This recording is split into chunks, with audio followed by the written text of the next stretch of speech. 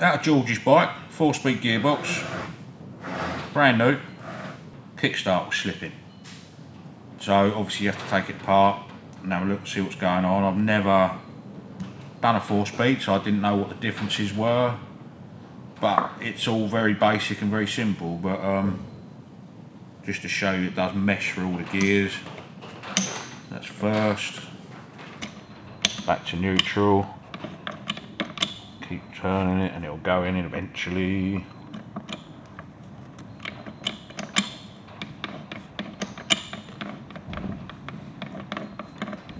Second, third, fourth. So you've got your 4 speeds all working.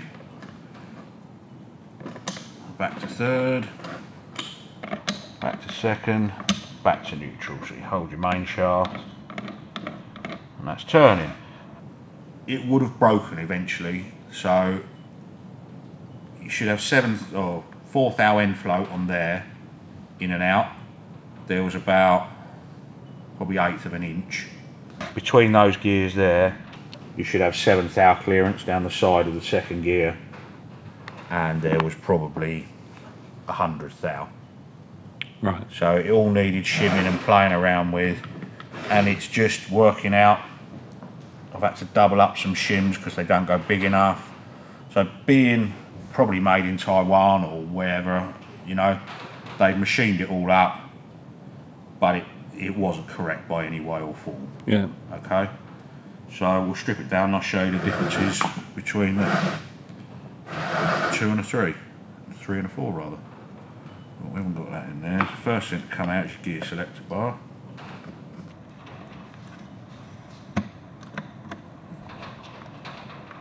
Right, pop your indent ball out.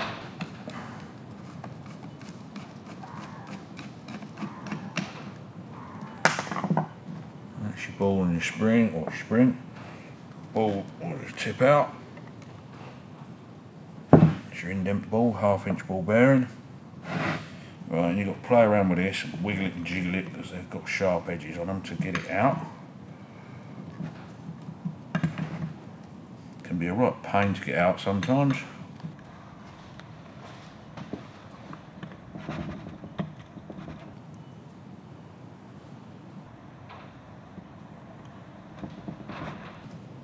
It's just getting it lined up so it's not. Trying to see in there. Just jiggle him round a bit.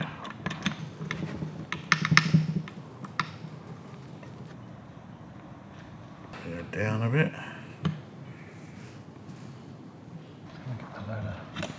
There you go. So that holds your selector barrel in. 2 grooves one end, 1 groove the other. So you have that. Goes in that threaded hole there. So that selector barrel rotates on that. 2 holes that end. One's for an oil seal, just a rubber ring goes in there. And that pin locates in there when it's threaded down in there to stop it falling out. Yeah. Then you've got, see that slot there? Mm-hmm. You have to rotate that round to get this out, which can be very, very fiddly. Messing around with the gears, and whichever way it wants to go, it'll go one way or the other.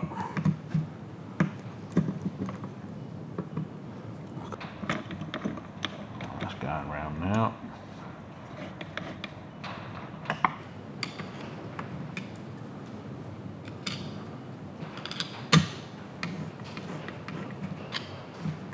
Keep rotating out. Right, and that slot should then be at the bottom. That'll let you lift that out on that slot there, let's see it. So you've got that boss there, yeah? Mm-hmm. So that's got that cut out. You physically can't get that in that hole. It has to line up with that. Okay? Yeah. Then you've got your 2 selector forks.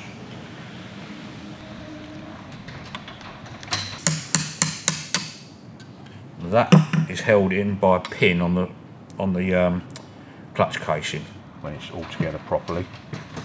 When the clutch casing goes in, the clutch actuating arm casing, which goes on these, yeah?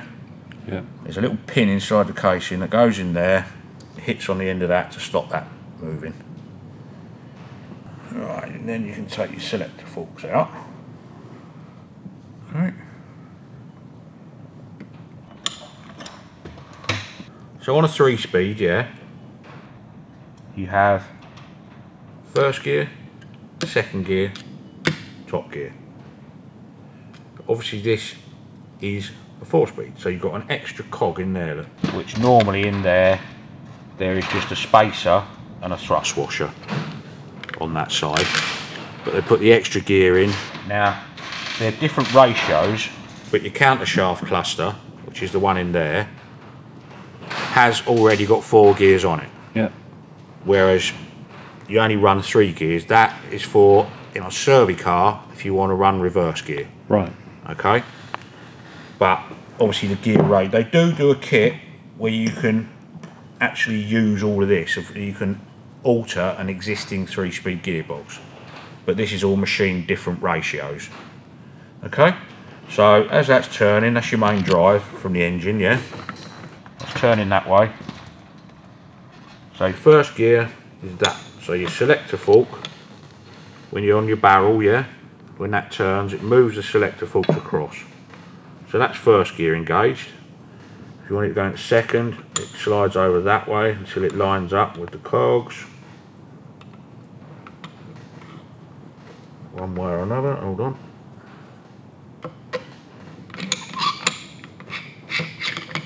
Right, so that's second gear engaged, yeah? Mm-hmm. And when you click round to third, that moves that one back into neutral, and that one goes into there. That's third gear. Okay? So then that will slide straight over into there when it's all lined up for fourth gear. So that's your 4 speeds, and obviously you can't get that one into that one or that one if that one isn't held exactly in neutral, yeah, which is what all your different slots are for in there. Yeah? Okay. Because they'll be totally different from a normal standard barrel one. See, that's first, neutral. So that's your basic main housing. Now we'll take it apart and we'll show you the differences. And obviously when you shim all this up, you have to do it with the gasket on there, even though it's worn and battered and worn out now. Yeah, so your main shimming points are in the end of there. That's what they call a clutch cluster. So when you're in neutral, that is your main shaft. See? So it's not turning the main shaft. Okay? If you lock it into a gear, you're turning the main shaft, yeah? Yeah. So back into neutral. So that rotates individually from that. So you set up all this end, and then you've got different thickness shim washers going this end to make that at 4 thousandths of an inch end play when all of this is done up. Yeah? Okay. So then your second adjustment on them is in between these 2 gears, there's a big shim washer in here. So you shim that to get 5 thou clearance there, between that gear and your second gear retainer plate, which is one of those, yeah? Okay. So you want 5 thou, put 5 thou feeler down there. It's 4 thou, 5 thou, you know, you don't have to, you'll never get it exactly thou perfect because of the way the increments of the shims go up and down. Yeah. But you can get it pretty close. Right, that's your counter shaft, that one, yeah? So that's one solid piece like that. That also moves because everything's spring loaded in there, yeah? Yeah. Now what you're aiming for is to get that lined up with that top gear, yeah? Okay, so that's your top gear on the clutch, that's your counter shaft. You see when that's got that much end float in it, yeah? Yeah. Now you don't want it all the way over there, so it'll be hitting on that, but that can still go in probably another 5 thou, so I'll make a shim up for that because you want to keep that as close this way as you can for your ratchet pull on the kickstart to work properly. But as long as you get that 4 thou on there, 7 thou in there,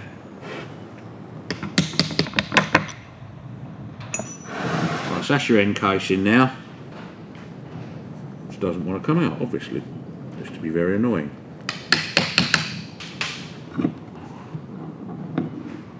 Right, and that's your end casing.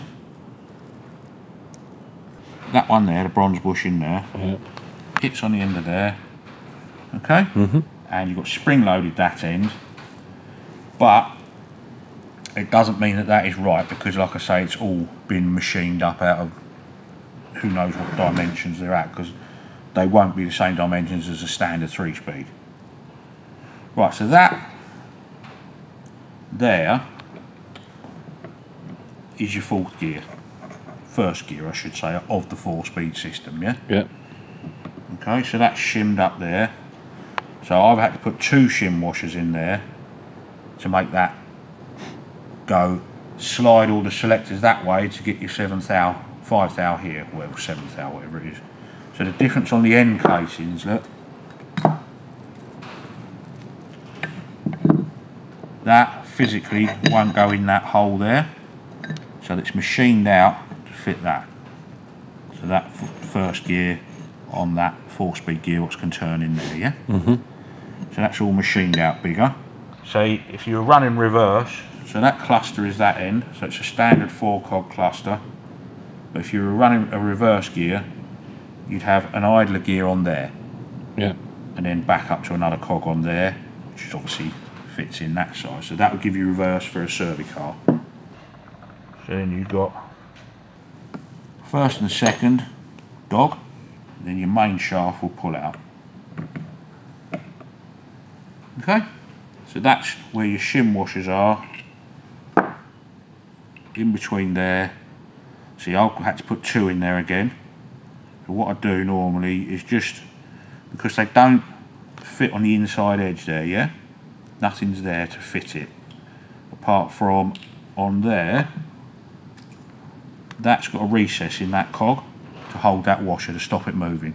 If you put another one in, you don't want that coming down and binding anywhere. So what I do, I'm going to line them up perfectly when they're cleaned up, and just put a little spot of TIG weld there and a little spot of TIG weld there, just to stop it sliding anyway. It won't physically do anything, but you want to keep it all in line if you can. So the only difference that we've got so far is, instead of on there, instead of having, it should have a shim washer and then a mushroom headed piece, spacer block.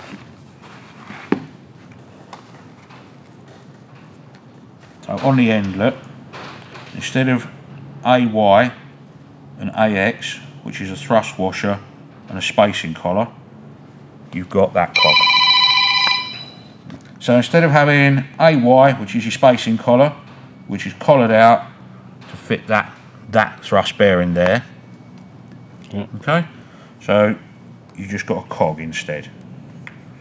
Okay, so that takes up the space that and that would have taken up. So you can adjust all your end plates properly. So at the moment, obviously, that is the only bit we've added to make a 4-speed, yeah? And can't remember whether the original clutch dogs, I would imagine the dogs for second are like, let me see if I've got one, hold on. So that's an original top gear and second gear. So that's basically exactly the same, yeah? Those two. But your original first and second gear is one of them. Because it would only ever be going on to that side of it, because it's a 3-speed. If you've got the 4-speed, it's got to come back that way and engage with something. But they're the originals, so that's basically, so far, that cog and that gear dog are the only things that have changed, yeah? Between that and a 3-speed. Right, and you can put out your counter shaft cluster. Okay. Now, in theory, that is exactly the same as that, but you can see the different gear ratios, see the different size of the cogs. Yeah. Okay, so that's been machined up as a complete 4-speed different main countershaft cluster, but you can get a kit just to actually use that and turn it into a 4-speed. But this is obviously a different, it's a complete new gearbox as such. Now, why the kickstart was slipping, this piece here, which is your ratchet. So when you kick it over, see your 2 bolts there, these 2? Yeah. They're called tripper bolts, and they come out on a chamfered edge. As that rotates, as you kick it over, it will fall off the tripper bolts, and then that will engage on those teeth on the inside of there, see? Yeah. And that lets you kick the bike over. And when it all goes back, so that when that is in the upright position, look, which is where your bolt goes through for the kickstart arm, that is spring loaded and it clicks in behind those tripper bolts and holds those teeth off of the ratchet teeth in there. Yeah. Because otherwise it would just be ratcheting all the time when it was running. Now the issue we found with it is there is some slight damage in here. That one. Oh yeah. That one, that one. But when you put that back on there, that engages pretty darn well. But you know, remember I said about the end float and I wanted to take a bit out of it? Mm-hmm. So you've got that end float, yeah? It's never going to engage properly. So you need to shim that back that way. Take the spring out, put it all in there and shim that up so you've got hardly any end float in it. Okay? And that, because when you kick it over, if that's just catching on those teeth, yeah, that's when your kickstart slips. So it has to be indexed into there properly. Yeah. Otherwise it will slip. And what happens is, because it's been slipping and bagging, it chips the teeth. See, that one's chipped, wears them out, and also, you look very, very closely, what happens is, see that crack? Just there, look. Yeah. Now that is cracked all the way through, completely. So as you're putting pressure on that, kicking it, it'll just spread. And everything just chews itself to death. So basically the only difference between 3 and a 4-speed is that casing's machined out to hold the bigger cog. Yep. Main shaft's all exactly the same. They'd have just thrown it together and the shimming was absolutely horrendous. Yeah. Like I say, it was all miles out, which is why things like that happen, because it's not adjusted properly. That's a spare one I just had kicking around, which is worn out, so we've got to get a new one of those for the gearbox, new gasket set. But apart from that, that's really the only difference. So you've got your gear selector dog, which is that one, which is different, it sits in there, because the original didn't have anything to engage that gear, you see. It only engaged that way. Yeah. So you've got a new selector dog which will engage that way as well to take in the new first gear. Like I say, the casing machined out. Oh, the other thing's the barrel, look, because you've got 1, 2, 3, 4, 1, 2, 3, 4, 5. Yeah. So you've got neutral, first, second, third, fourth. And that one is neutral, first, second, third. Yeah. So basically there's not a lot of difference in it at all. I mean, inherently there's nothing wrong with this gearbox. It's just been, it's not, they wouldn't have built it to Harley Davidson tolerances. It was probably built in India or Taiwan or somewhere. Also that was in, you see all the scuff marks on the bottom there? That was sitting in there like that. Okay? So where they were trying to get their, I would imagine when it was shimmed up from the factory or whatever, where they're trying to get their 5th thou up here or 7th thou up here, Yeah. you're never going to get it because the bottom of the cog was hitting that, which is why they've left it all loose. So we had to take all that out, Dremel out the back, re-drill the holes and get it all back in level. Combination of that being loose, all of that being shimmed up wrong, basically ends up breaking things. So if you get them right in the first place, they will work. Yeah. Hence people are quite wary of Harley Davidson gearboxes, and rightly so, because if you don't put it all together in the right order, and they just don't work. They will not work. Well, they might work for 100 miles and then they'll just blow up. Yeah.